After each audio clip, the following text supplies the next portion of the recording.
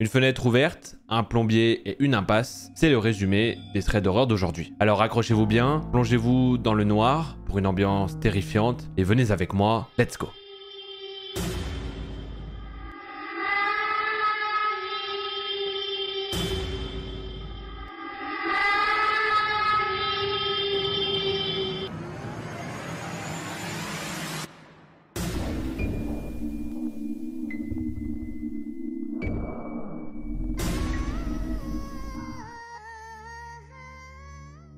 La première histoire, c'est celle de Zoé. Il y a près d'un an, elle venait d'emménager dans son appartement. À l'époque, elle avait 19 ans et avait vécu en colocation pendant un an. Mais c'était la première fois qu'elle avait son propre appartement. Son logement se trouvait dans un quartier plutôt dangereux de sa ville. Pas dans la rue la plus sordide, mais connu pour être un lieu important de trafic, notamment de drogue. Cependant, elle se sentait en sécurité car son immeuble donnait directement sur un arrêt de tram, situé sur une rue très fréquentée. La ville où Zoé habitait était sujette à des périodes de canicule, où il faisait rapidement et intensément chaud. Malheureusement, elle supportait très mal la chaleur. Par conséquent, en cette période de l'année, mi-juin, elle dormait avec les fenêtres ouvertes. Elle nous demande de pardonner toutes ces descriptions, mais elle nous précise que c'est important pour la suite. Son appartement était composé de 2 pièces, d'un salon et d'une chambre, et il était traversant. Elle avait une fenêtre orientée au nord et une autre au sud. Celle du sud donnait sur l'arrêt de tram, tandis que celle du nord donnait sur une cour intérieure. Zoé vivait au premier étage. Il est également important de préciser que la cour avait une porte qui, à l'époque, était cassée et ne se fermait pas. Cette porte donnait sur un couloir menant à l'entrée de l'immeuble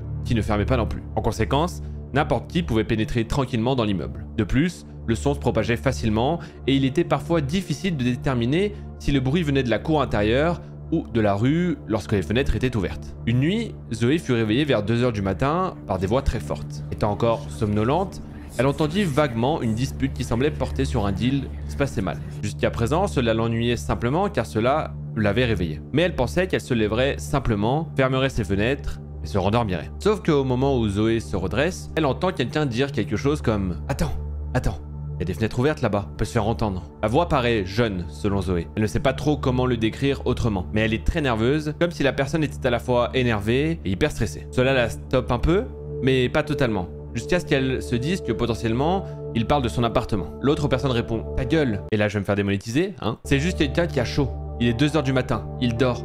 T'inquiète, personne n'entend rien. À ce moment-là, Zoé admet qu'elle pense « Oui, écoute ton pote. » Hein? Mais ensuite, elle entend l'autre personne dire « Faudrait vérifier. Si on se fait attraper, on est foutu. Il ne faut pas qu'ils appellent les flics. » Elle rappelle à nouveau que le son se propage facilement. À ce stade, donc, elle ne sait pas si la conversation a lieu dans sa rue ou dans la cour intérieure de son immeuble. Cependant, si c'est dans la cour, la fenêtre donne directement sur sa chambre. Zoé avoue qu'à ce moment-là, elle se demande qui peut avoir une telle idée. Elle se dit que si on a peur de se faire prendre, on s'enfuit, non? Et surtout, vérifier pourquoi et comment faire ça. L'autre homme, du coup, plus calme, semble voir où il a même pensé que Zoé. Car il répond « Comment tu veux vérifier, espèce d'idiot? Tu ne vas pas me monter pour vérifier ?» Mais l'autre agacé lâche un « Bah pourquoi pas? C'est rapide. S'il dort, c'est bon, tranquille. » Et c'est moi, lui, c'est bon, tranquille. Bah non, pas tranquille, non. Moi, si je dors la fenêtre ouverte, j'ai pas envie que quelqu'un débarque dans ma chambre. Oh, si t'arrives, tu vas te manger un coup de coude dans la bouche.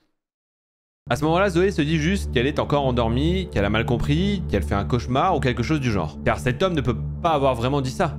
Qui aurait ce genre de réflexe? À cet instant, elle est simplement tétanisée. Elle se rallonge et se dit qu'elle ne doit absolument pas bouger, qu'elle doit faire semblant au cas où il grimperait vraiment. Elle reste donc terrifiée dans son lit, les yeux fermés, attendant de savoir quoi faire. Et Zoé a entendu cette phrase absolument horrible. Putain, il escalade ce bâtard. Vraiment, je vais me faire démonétiser, voilà, c'est ciao la monétisation. À ce moment-là, ses yeux étaient rivés sur son balcon et elle vit juste le pire scénario qui aurait pu se produire. Une main agrippant un barreau. Bon, au moins, elle se rend compte qu'il grimpe à la fenêtre de sa rue et que du coup, la conversation ne vient pas directement dans son immeuble et du coup, pas directement dans sa chambre. Sauf que la main, au bout d'un moment, lâcha le barreau. Il y eut énormément de cris, d'insultes.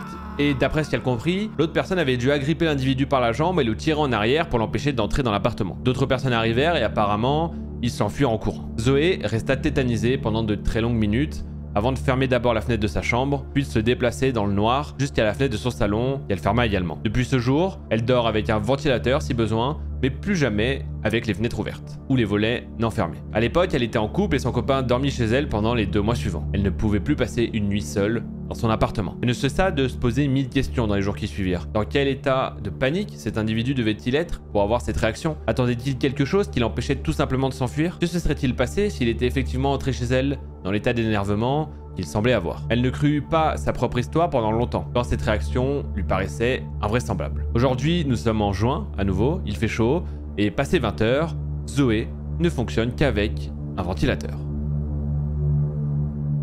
La prochaine histoire, c'est celle de Luna et elle s'est passée quand elle avait 12 ans. Lors d'une journée où ses parents travaillaient, elle est seule à la maison. À cet âge, beaucoup de ses amis mettaient du mascara, mais sa mère lui interdisait d'en porter. Alors, comme toute gamine un peu rebelle, au moment de l'histoire, elle se trouvait dans la salle de bain à l'étage, en train d'appliquer le mascara de sa mère. Soudain, on frappe bruyamment à la porte. Elle pense que c'est sa mère qui rentre du travail. Sa mère est institutrice à temps partiel et elle ne connaissait pas bien son emploi du temps. Elle se dépêche de retirer le mascara de ses yeux pour minimiser les traces noires. Les coups deviennent de plus en plus insistants. Elle suppose que sa mère a les mains occupées pour des courses et ne peut pas ouvrir. Les escaliers se trouvent juste en face de la porte qui est en verre fumé. En descendant, elle aperçoit la silhouette d'un homme robuste, clairement pas sa mère. Sachant qu'il a probablement vu à travers la porte et qu'il sait donc qu'il y a quelqu'un à l'intérieur, elle se précipite vers la chambre de ses parents car cela lui inspire un certain sentiment de sécurité. Bien que la porte de la chambre de ses parents soit vieille, en bois fin, donc pas un choix très judicieux. Elle repère une lampe de chevet qui pourrait faire l'affaire pour assommer quelqu'un. En regardant par la fenêtre, elle aperçoit une grosse camionnette blanche. Encore aujourd'hui, à ce moment-là, elle n'était pas du tout du genre stressé. Donc, elle était un peu dans le déni total. Enfin, jusqu'au moment où elle entendit l'inconnu entrer par la porte de derrière, qui était normalement fermée. Elle entendit des bruits de pas dans la cuisine, ainsi que des casseroles qui s'entrechoquaient. Malgré cela, elle restait calme. Allez savoir pourquoi. Il faut dire que, comme je le disais, elle ne cédait jamais à la panique et qu'elle savait instinctivement quoi faire dans ce genre de situation. Elle se souvient du film Taken, où le père au téléphone demande à sa fille de décrire au mieux son agresseur s'il la retrouve. Tatouage sur la main, cheveux bruns, etc. Donc, c'est ce que fit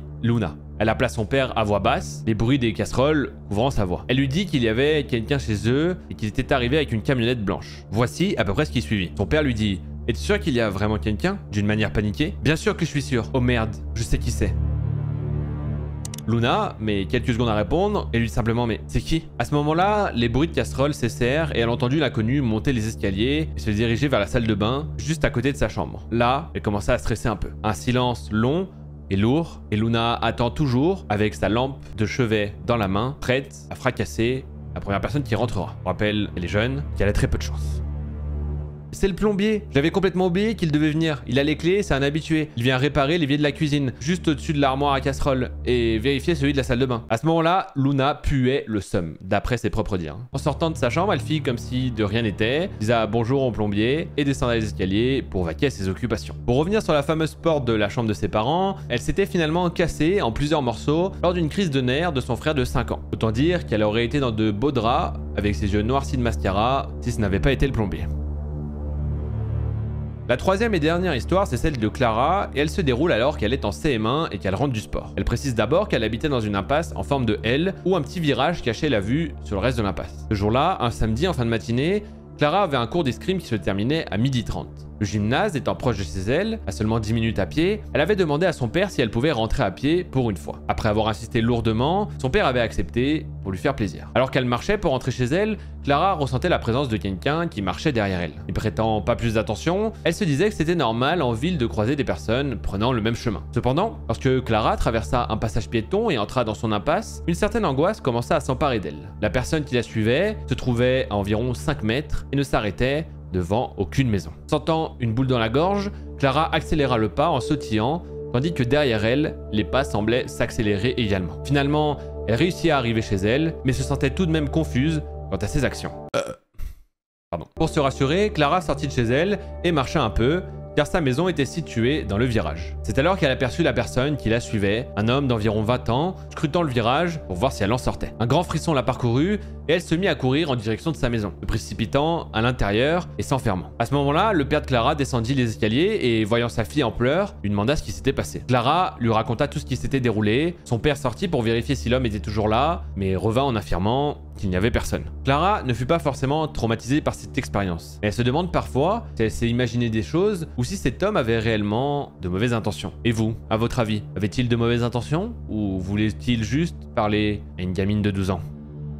Et si tu veux voir plus de vidéos horreur sur ma chaîne, je te laisse cliquer juste ici et tu seras redirigé directement sur une nouvelle vidéo.